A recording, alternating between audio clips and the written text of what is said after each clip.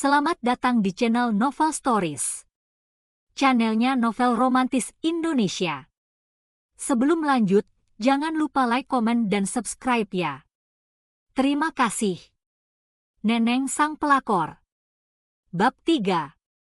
Tawaran nikmat pria Timur Tengah. Beberapa security menggiring kami berempat ke sebuah ruangan diiringi pandangan kepo pengunjung mall yang tadi menyaksikan perkelahian kami. Ada apa sih? Terdengar bisik-bisik pengunjung begitu kami melewati mereka. Gak tahu, katanya pelakor. Jawab yang satunya. Yang pelakor yang mana? Yang lain kepo. Mana gue tahu, jawab yang lain. Dalam hatiku berteriak, dua-duanya juga pelakor monyong. Sesampainya di ruangan security, kami masih meneruskan adu mulut yang tadi sempat terhenti. Sekali pelakor tetap pelakor lu, teriak Risa padaku. Lu enggak nyadar diri? Lu juga pelakor. Lu ngerebut Bang Salim dari Mbak Sinta, sengaja ku sebut Sinta dengan embel-embel Mbak. Risa semakin kalap mendengar jawabanku. Salah satu security membentak kami. Sudah ibu-ibu diam, katanya dengan suara menggelegar, sangat sesuai dengan posturnya yang tinggi besar. Bapak-bapak kalau mau adu joto silakan di ring tinju. Ibu-ibu juga. Kalau perlu kami sediakan ring tinjunya. Bukan di sini bapak ibu, suaranya terdengar geram. Ini fasilitas umum. Pengunjung mall ini terganggu kenyamanannya dengan keributan yang bapak dan ibu timbulkan di sini. Bagaimana? Atau mau diselesaikan di kantor polisi? Kami siap menelepon pos polisi terdekat, lanjutnya. Kami seketika terdiam mendengar kata polisi di bawah-bawah. Polisi identik dengan penjara. Aku bergidik membayangkan diriku mendekam di penjara. Tiba-tiba masuk ke dalam ruangan security, seorang ibu menggendong bayinya. Bunia? Tergopoh-gopoh Bunia meminta pihak security untuk membawaku pulang. Setelah KTP kami berempat difotokopi dan kami menandatangani surat pernyataan bahwa tak akan lagi mengulangi perbuatan membuat keonaran di mall tersebut, kami dipersilakan pulang. Aku pamit pada Mas Saga untuk pulang bersama Bunia dan Alisha. Sepanjang perjalanan Bunia tak berhenti menginterogasiku. Rupanya Bunia dan teman-temannya mengadakan arisan di salah satu restoran yang ada di mall itu. Aduh, simbak bikin heboh seluruh gedung. Itu tadi rame lombak, semua pada keluar dari restoran pengen tahu ada kejadian apa. Pas dilihat simbak lagi berantem, Bunia ngoceh di taksi online menuju rumahnya. Iya bu, maafkan Neneng. Sekalinya Neneng diizinkan main bikin ibu malu, jawabku antara malu dan masih menyimpan rasa dendam terhadap Risa dan Bang Salim. Jelaslah aku marah pada Risa. Seenaknya saja dia meneriaki aku pelakor. Dia sendiri pun pelakor yang sesungguhnya. Akhirnya aku menceritakan kronologisnya pada Bunia. Sedikit berbohong pada Bunia, ku sebut saja Mas Saga pacarku dan dia seorang duda. Aku takut Bunia punya penilaian buruk terhadapku. Sesampainya di rumah, Bunia menceritakan kejadian di mall pada Pak Roni. Pak Roni terbahak mendengar cerita istrinya tentang perkelahianku tadi. Entah apa yang ditertawakannya.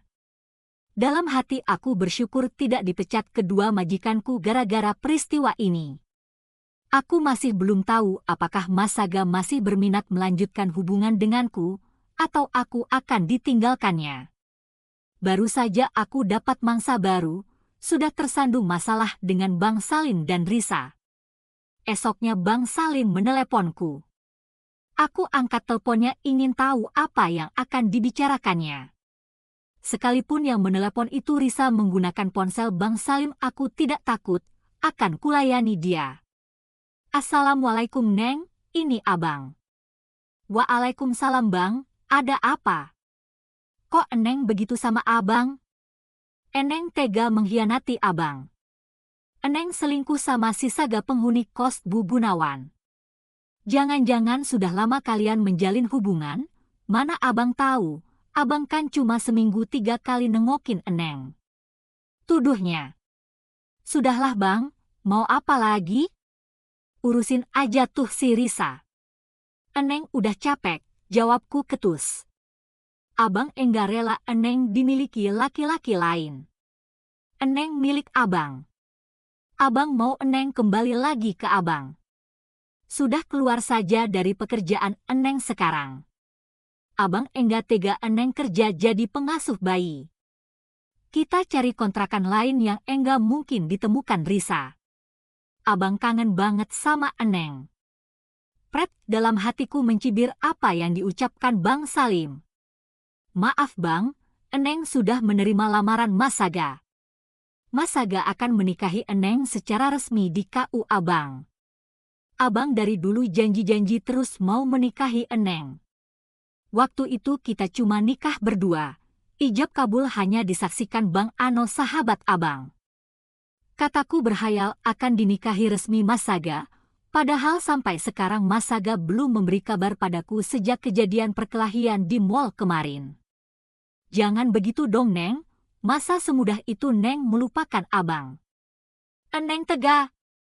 Terserah abang lah. Sudah ya bang, Eneng lagi kerja, enggak enak sama majikan. Kututup telepon dari Bang Salim. Dia berkali-kali nelpon lagi tak ingin kuangkat. Aku sudah muak.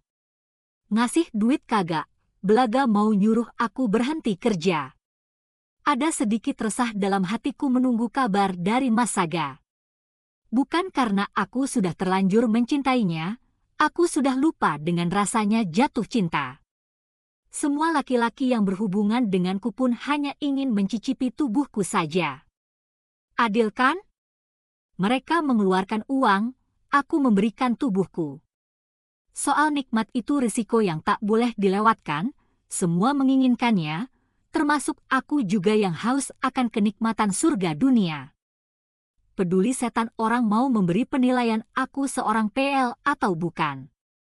Mereka yang nyinyir toh tidak peduli dengan kebutuhan hidupku. Hari Senin tiba. Saatnya aku dan Alicia diboyong ke rumah orang tuanya Bu Nia. Bu Siti neneknya Alicia sedang bersiap-siap untuk pergi rapat hari ini. Alicia sayang, hari ini nenek ada rapat dulu ya. Alicia main yang anteng sama kakek dan mbak neneng di rumah nenek ya, kata Bu Siti sambil menciumi cucunya. Setelah dadah-dadah, Alicia kubawa masuk ke dalam rumah. Pak Ibrahim tersenyum padaku. Waduh, kalau saja Pak Ibrahim bukan bapaknya Bu Nia, mungkin sudah kuembat dia. Pensiunan tentu lumayan penghasilannya untuk menghidupiku. Aku tahu maksud di balik senyuman Pak Ibrahim. Berdasarkan pengalamanku, aku bisa menebak kemana arah sebuah senyuman dari seorang pria. Tapi aku masih punya hati. Seperti halnya kemarin Pak Roni mencoba memancing reaksiku, sekarang pun sama. Aku tak akan memasukkan orang-orang yang masih ada hubungan dengan majikanku ke dalam deretan mangsaku berikutnya. Bagaimanapun, sebuah perselingkuhan tidak akan terjadi bila tak ada reaksi dari pihak yang digoda. Aku tak menghiraukan senyuman Pak Ibrahim. Aku pamit untuk membawa Alicia jalan-jalan menggunakan stroller ke taman yang ada di kompleks perumahan tempat majikanku tinggal. Tiba-tiba gawaiku bergetar, tanda ada panggilan telepon masuk. Segera kulihat, ternyata Dian adikku. Assalamualaikum kak, ibu masuk rumah sakit, katanya. Waalaikumsalam. Ya Allah kenapa dek? Jawabku terkejut dengan berita yang baru saja disampaikan oleh adikku. Dari kemarin ibu mengeluh sakit perut. Pas dibawa ke dokter, katanya ibu usus buntu, harus segera dioperasi. Gimana ya kak? Kata dokter biayanya sekitar 12 juta. Ayah cuma punya uang 5 juta. Kurangnya masih banyak. Kakak punya tabungan yang bisa dipinjam dulu untuk biaya operasi ibu. Ya Allah, gajiku sudah kutransfer semua untuk biaya pesantren anakku. Bagaimana ya? Nanti kakak kabarin ya dek, Uang gaji kakak sudah kakak transfer ke Raka buat bayaran pesantrennya. Kakak usahakan cari pinjaman dulu. Telepon dari Dian adikku ditutup. Hatiku resah tak terkira. Kemana aku harus mencari uang pinjaman untuk tambahan operasi ibu? Apa aku pinjam Mas Saga? Atau Bang Salim? Seharian itu hatiku tak menentu. Mau Mas Saga atau Bang Salim gengsi rasanya. Malam harinya, notifikasi ponselku menyala, tanda ada pesan masuk di aplikasi WhatsApp. Halo Neneng, apa kabar? Gue Lucy, masih inget kan? Lucy siapa ya? Pikirku. Kuintip foto profilnya. Oh, salah satu penghuni kos Bu Gunawan. Kalau enggak salah dia berprofesi sebagai pemandu lagu di tempat karaoke ternama. Hai Lucy, ingat dong, setelah berbasa-basi saling menanyakan kabar, akhirnya Lucy mengajakku ketemuan di salah satu coffee shop dekat kosan Bu Gunawan. Ada apa ya? Aku bertanya-tanya dalam hati. Aku pamit sebentar ke Bunia, ku bilang ada perlu sama kerabat mau mengabarkan tentang kesehatan ibuku. Tiba di coffee shop yang dimaksud, ternyata Lucy sudah menungguku di sana. Neneng, sorry ya, gue mau nawarin sesuatu. Tapi maaf lo kalau lo tersinggung, katanya sambil menyeruput cappuccino pesanannya. Aku yang penasaran dengan apa yang akan disampaikannya ikut menyeruput coffee latte pesananku. Gue tahu, lo sama Bang Salim laki lo udah bubar gara-gara lo dilabrak bininya tempo hari di kosan. Nah, berarti lo sekarang jomblo dong, katanya sambil tertawa. Terus, tanyaku penasaran. Lo tahu kan profesi gue apa? Ada customer gue lagi nyari bini muda.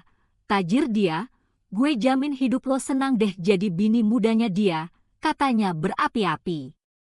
Nah terus kenapa enggak lo aja yang jadi bini mudanya? Tanyaku keheranan.